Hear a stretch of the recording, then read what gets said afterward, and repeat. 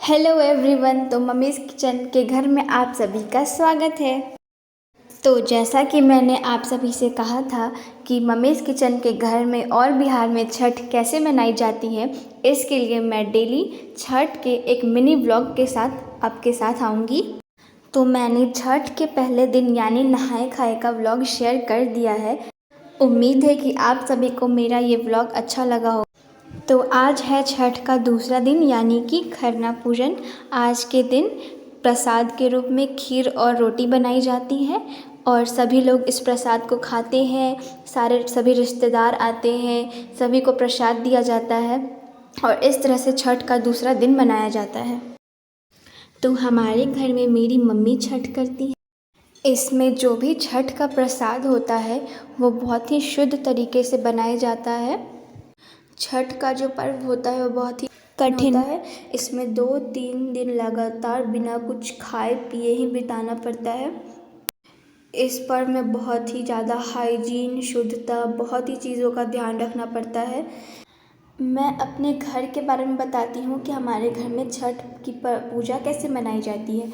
तो सबसे पहले हमारी मम्मी जो छठ कर रही हैं वो खरना के एक दिन पहले यानी नहाए खाए के दिन खरना में यूज़ किए जाने वाले सभी बर्तन, मतलब जितने भी बर्तन का यूज़ होगा उसे अच्छे से धोकर, यानी जितने भी जो बर्तन यूज़ होंगे वो पीतल के होते हैं तो उन्हें अच्छे से धो कर के सुखा दिया जाता है ताकि वो अगले दिन आसानी से यूज़ किए जा सकें।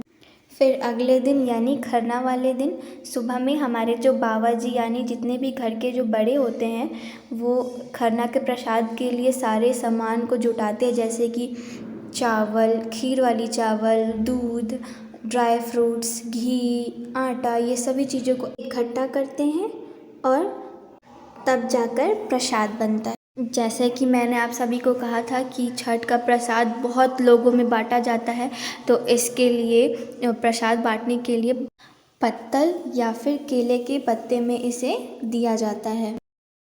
तो हमारे घर में तो इसे पत्तल में ही बांटा जाता है।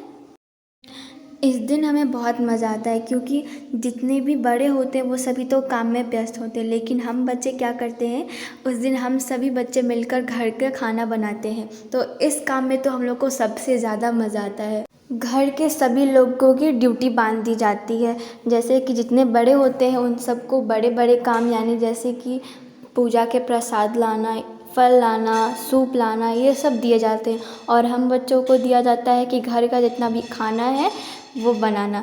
तो हम लोग की मम्मी जो है वो तो बोलती नहीं है, लेकिन हम लोग खुद बनाने लगते हैं क्योंकि हमें बहुत मज़ा आता है। तो हम सभी बच्चे मिलकर खाना बनाते हैं। तो इसी तरह खाना बनाते खाते हमारा दिन बीत जाता है। तो जैसे ही शाम होती है, और सबसे ज़्यादा मज़ा तो शाम को ही आता है, तो जैसे ही शाम हो जाती है हम सभी लोग यानी घर के जितने भी लोग हैं वे सभी लोग नहा धोआ कर अच्छे कपड़े पहनकर और तैयार हो जाते हैं, क्योंकि शाम को हम सभी को प्रसाद मिलता है और हम सभी हुमाद करते यानी हुमाद जलाते हैं और फिर जो पूजा कर रही होती यानी जो छठ कर रही होती है उनका आशीर्वाद लेते हैं। तो शाम हो गया है और प्रसाद बनना स्टार्ट हो गया है। तो शाम के 4 या फिर 5 बजे से ही प्रसाद बनना शुरू हो जाता है। प्रसाद जो है वो थोड़ा जल्दी बनाया जाता है क्योंकि जो प्रसाद बनता है वो बहुत ही ज़्यादा क्वांटिटी में बनता है, तो बनाने में भी टाइम लगता है। और प्लस जो पर्व कर रही होती हैं वो सुबह से बिना कुछ खाए पिए ही प्रसाद बनाती हैं। तो जैसा कि मैंने आप सभी को बताया कि प्रसाद बनना स्टार्ट हो गया है, तो प्रसाद में हमारे घर गुड़ वाली खीर, रोटी और केला दिया जाता है। तो खीर तो बन चुका है। जो प्रसाद वाली खीर होती है वो बहुत ही ज़्यादा टेस्टी होती है। तो प्रसाद वाली रोटी और खीर दोनों ही बनकर तैयार है। रोटी में घी और सिंदूर अच्छे से लगाकर इसी केले के पत्ते पे अच्छे से रखकर तब प्रसाद रखा जाता है। फिर जब मम्मी प्रसाद ग्रहण कर लेंगी तभी हम सभी को प्रसाद मिलेगा और फिर हम सब मम्मी का आशीर्वाद लेंगे और हुमाद करेंगे। तो यहाँ केले के पत्ते पर प्रसाद रखे जा रहे हैं। छठ के इस पर्व में कोई भी बड़ा या छोटा नहीं होता। घर के सभी सदस्य, चाहे वो बड़ा हो या फिर छोटा हो, सब कोई आशीर्वाद लेते हैं और तब प्रसाद खाते हैं। तो ये था छठ का दूसरा दिन। आई होप आप